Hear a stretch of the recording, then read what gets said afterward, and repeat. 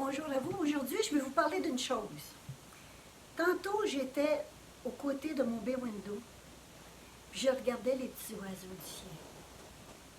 On nous donnait à manger à nos oiseaux, et puis ce que je voyais, j'ai vu des geais bleus, des cardinals, des mésanges, les petits oiseaux de la ville qui mangeaient. Je regardais, puis je disais, c'est beau ce que Dieu a fait. Aujourd'hui, je vais parler à celui qui doute de son lendemain. Celui qui sont dans la crainte, dans l'inquiétude, en sachant qu'est-ce qui va se passer demain. Demain est un autre jour. Puis lorsque Dieu dit que demain est un autre jour, on ne sait pas ce qui va arriver.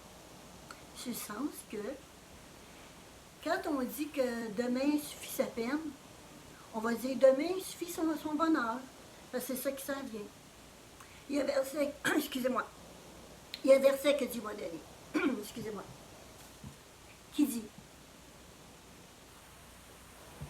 ô Éternel, tu es mon Dieu, je te glorifie et je te louerai ton nom, car tu as accompli des projets merveilleux, conçus de longue date, sûrs et fiables. Dans Isaïe 25, 1, je le répète. Ô Éternel, tu es mon Dieu, je te glorifierai et je louerai ton nom, car tu as accompli des projets merveilleux, conçus de longue date, sûrs et fiables, dit l'Éternel. Ça concerne vous aussi. Celui qui dit, ben ouais, mais c'est plate, c'est l'hiver. Oui, mais c'est beau et c'est blanc. Il y a bien des pays, dans les pays du Sud, qui aimeraient ça, bien passer un beau Noël blanc comme nous, on a passé. Même si on n'avait pas beaucoup de neige, il reste qu'on a eu quand même. Puis là, on a beaucoup. Puis la beauté, c'est de se promener quand c'est blanc. La beauté de la blancheur, c'est la pureté. C'est ma couleur préférée. Quoique je m'habille souvent en noir, parce que je suis blonde, on s'entend. Mais ma couleur préférée à moi, c'est blanc et bleu.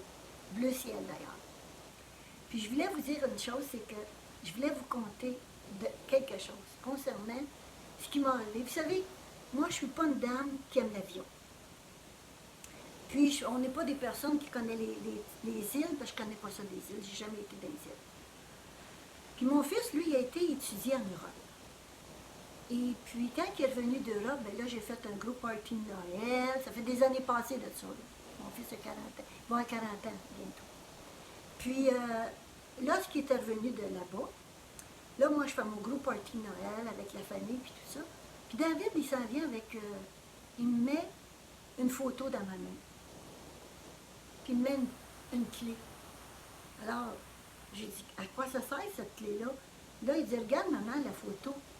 C'est un jeune homme qui reste en Europe, que David avait acheté un vieux coffre dans les 1800, c'est un antiquaire.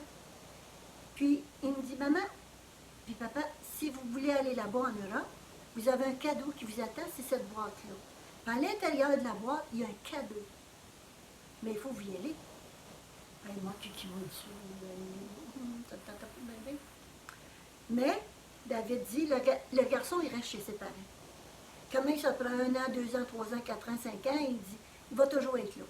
Ses parents, ils demeurent là toujours, puis ils vont toujours être là. OK. Écoutez, ça a pris 5 ans avant qu'on se décide d'y aller. 5 ans. Puis quand j'y étais, on y était avec David, notre fils, puis sa femme. Parce que ce qui arrive, c'est que c'était sa future, ouais, c'est ça, c'était sa future femme, parce qu'elle n'était pas mariée encore, là. Puis ce qui est arrivé, c'est que lorsqu'on y a été, David nous a appris à prendre le métro, à prendre le TGV. On ne connaissait pas ça, nous autres, le métro, le TGV et ces affaires-là. On ne connaissait rien de ça. Puis là, il nous a tout appris ça. Il a resté 10 jours avec nous. Il nous a appris à rester dans les auberges jeunesse, qui coûtaient juste 10 par soir. C'était pas gros. Puis, comme David me connaît, je ne voulais pas non plus que ça coûte trop cher. Là. Alors, qu'est-ce qui est arrivé, c'est qu'on a appris à comment manger là-bas. c'était délicieux, c'était absolument exceptionnel.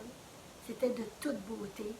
Puis les Français là-bas sont des amours, vraiment des amours. À un point tel que lorsque j'étais en Europe, David nous avait dit, maman, sur ton sac à dos, on va mettre l'étiquette du Québec et du Canada. Tout le monde nous aimait là-bas. On a eu du plaisir. Mais jamais, jamais j'aurais pensé d'aller là. Jamais j'aurais pensé que les gens étaient si gentils. Puis, ben, je savais, parce que j'en connais ici à Granby, ben plutôt à Bromont, qui sont des Français, puis c'est des amis, qui sont très gentils aussi.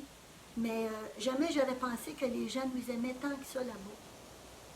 Mais ce que je veux dire aujourd'hui, c'est que si on a confiance en Dieu pour notre avenir, sans se casser la tête, que demain est un autre jour.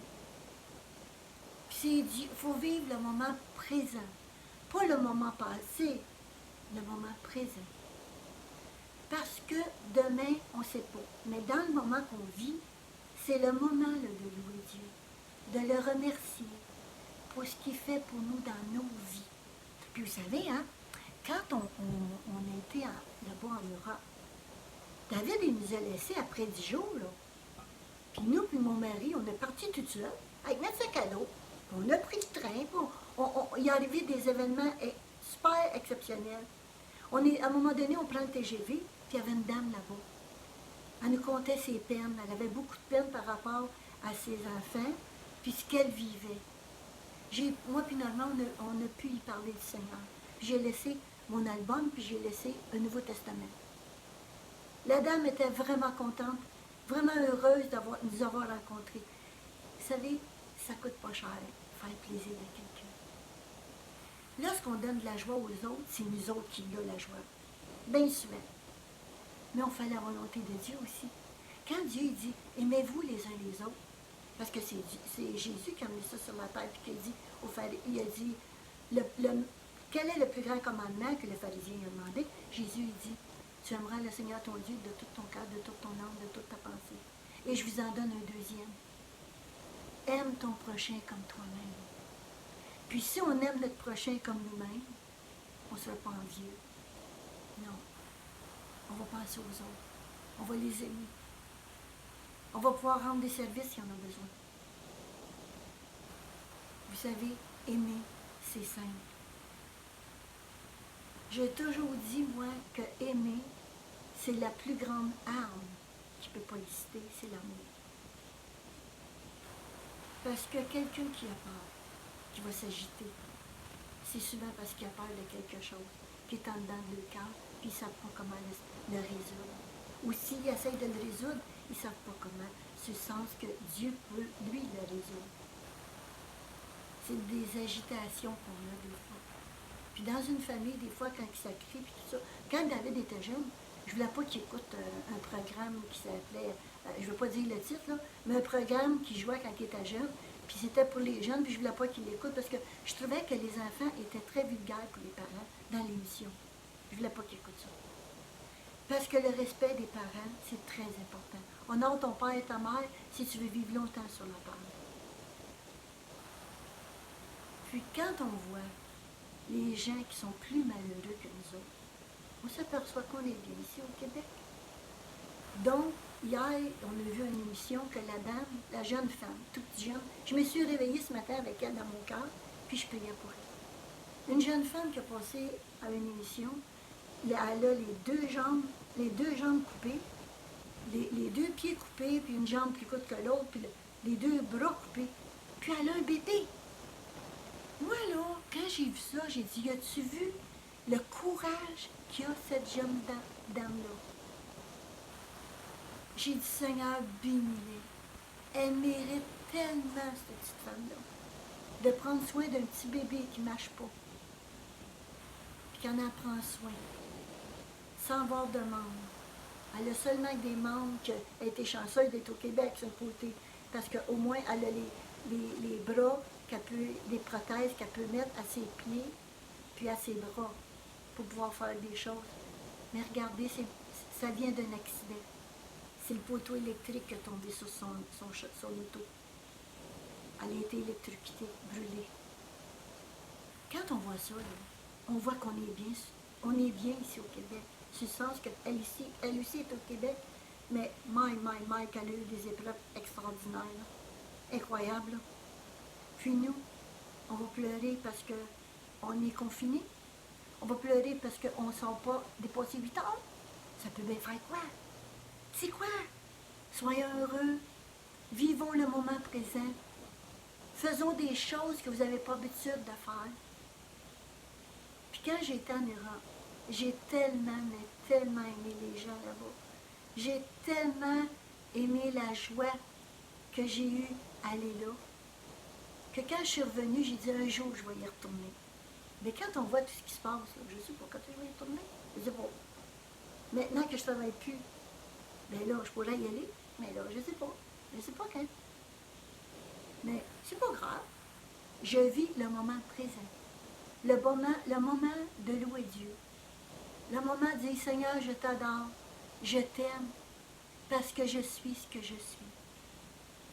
Celui qui m'écoute, puis qui est découragé, regarde au Seigneur Jésus. Regarde, parce que c'est lui qui a des projets pour toi. Parce que dans ces projets, ce n'est pas des projets de mort qui vont te préparer. C'est des projets de vie. Et tu vas être heureux, celui qui m'écoute. C'est pas le moment de se décourager. C'est le moment de louer Dieu. Parce que c'est dans les louanges que vous allez apprendre comment Dieu est grand. Lorsqu'on est fâché, c'est pas des beaux mots qui sortent. C'est pas beau, ça, des mots, quand on est fâché. Mais par exemple, quand on apprend à louer le Seigneur à la place. Puis louer le Seigneur, là, vous savez que ça peut être en parole. Dire, Seigneur, je te loue pour les beaux petits oiseaux que j'ai vus tantôt. Seigneur, je te loue pour la belle neige blanche qu'il y a par terre quand je vais prendre ma nage. Seigneur, je te loue parce que je peux respirer. Je te loue parce que je ne suis pas malade. Je te loue, Seigneur, pour tout ça. Parce que lui, l'ennemi, son rôle, c'est d'essayer de décourager dans les pensées. Mettez-vous à chanter. Moi, je chante des chants au Seigneur quand je suis découragée. Oh, je vais vous donner un autre petit épisode qui m'a arrivé dans ma vie. Dans le temps de la COVID, quand ça a commencé, quand ça a commencé, moi j'étais à l'extérieur. Puis là, David, il m'a appelé, il dit, maman, il faudrait que tu t'en viennes, parce que qu'est-ce qui se passe avec la COVID, ça s'en vient assez grave. On parle de l'année passée, quand ça a commencé. Puis là, la façon qu'il m'a dit ça, ça m'a... écoutez, moi, je ne suis pas une femme, je ne connaissais pas ça, moi, l'angoisse. Je vous le dis, là, je ne connaissais pas ça. Puis, quand il m'a parlé de ça, puis là, j'ai pensé à mes petits-enfants, tout ça, j'ai dit, hey, je dis, ça pourrait toucher mes enfants, ça, mes petits-enfants. Ça pourrait toucher mon fils. Ça pourrait, parce que mon fils, il a des problèmes de bronche. Puis, il y a eu deux pneumonies l'année passée. J'ai dit, ça peut toucher n'importe qui dans notre famille. Puis là, j'avais jamais connu ça. J'ai eu un moment d'angoisse. Assez que j'ai dit au Seigneur, que c'est ça? Seigneur, c'est quoi je vis là? C'est de l'angoisse, c'est une peur, c'est dur à décrire qu'est-ce que tu sens dans toi. Mais j'étais vraiment pas bien, hein? J'étais vraiment mal. Puis quand j'ai ressenti ça, j'ai dit, c'est ça qui est de l'angoisse. C'est ça. C'est comme une espèce de panique qui vient t'atteindre en dedans de toi, là. Puis que là tu n'as plus de force, tu dis que... Puis là, tu penses, mais en même temps, c'est comme une peur mélangée avec ça. Puis là, au lieu de paniquer, j'ai crié au Seigneur. Tout de suite, j'ai pas entendu. J'ai dit, Seigneur, viens à mon secours. Si c'est ça qui est de l'angoisse, Seigneur, viens me l'enlever tout de suite. Savez-vous ce qui m'est arrivé? Il m'a donné un chant. Immédiatement, quand je l'ai demandé, ça n'a pas pris mon doux, ça n'a pas pris 10 minutes. Puis savez-vous ce que ça dit, le chant? C'est en anglais, par exemple, mais je vais vous le traduire. Le chant dit, tout ce dont j'ai besoin, c'est de dire ton nom, Jésus. Et l'angoisse va disparaître, va s'en aller. Je vais vous le chanter un petit bout, parce que c'est un chant trop beau. Puis si vous l'avez, le chant, puis vous avez envie d'en faire quelque chose, faites-le, ça ne me dérange pas, je le donne. Je le donne. All I need is say your name. All the angels go away. Yes, I love you, Lord my God. Yes, I love you. Yes, I love you. Jesus, Jesus, Jesus. Jesus, Jesus, Jesus. Jesus, Jesus, Jesus. Yes, I love you. Yes, I love you. All I need is say your name. All the angels go away. Yes, I love you, Lord my God. Yes, I love you. Yes, I love you. Holy, holy, holy. Holy, holy, holy. Holy, holy, holy. Yes, I love you. Yes, I love you. C'est un chant simple. Mais quand Dieu m'a donné ce chant, ça s'est complètement enlevé. Puis si vous voulez l'apprendre, apprenez-le. Traduisez-le. All I need is say your name. All the angels go away. Yes, I love you, Lord my God. Yes, I love you. Yes, I love you. Oh, Jesus, Jesus, Jesus. Jesus, Jesus, Jesus. Yes, I love you. Yes, I love you. All I need is say your name. All the angels go away. Yes, I love you, Lord, my God. Yes, I love you. Yes, I love you. La présence de Dieu vient. Et elle enlève maintenant toute angoisse que tu peux avoir dans ta vie. Chante ce chant. Ce que Dieu m'a donné, il est pour toi.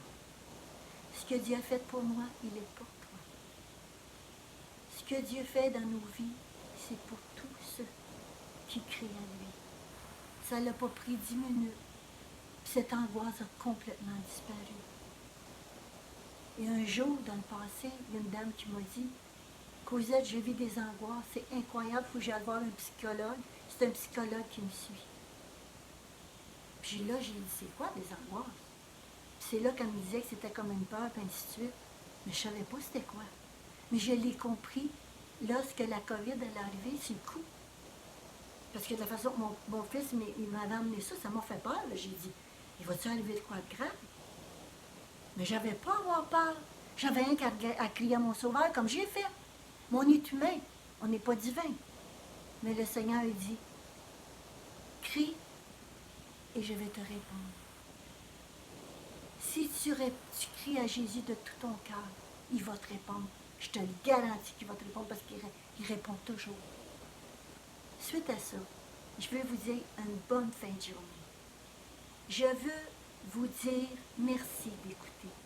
Et si vous voulez m'écrire pour des prières ou quelque chose que vous avez vécu, ça va me faire plaisir de vous lire. À Mimi Jésus, @, vidéotron.ca. MIMI Jésus, @, vidéotron.ca.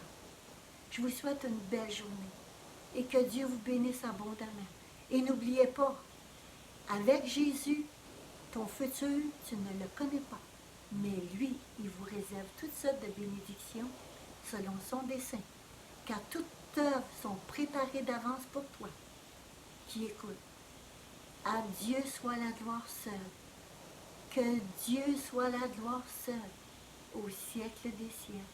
Amen et amen. Bonne journée.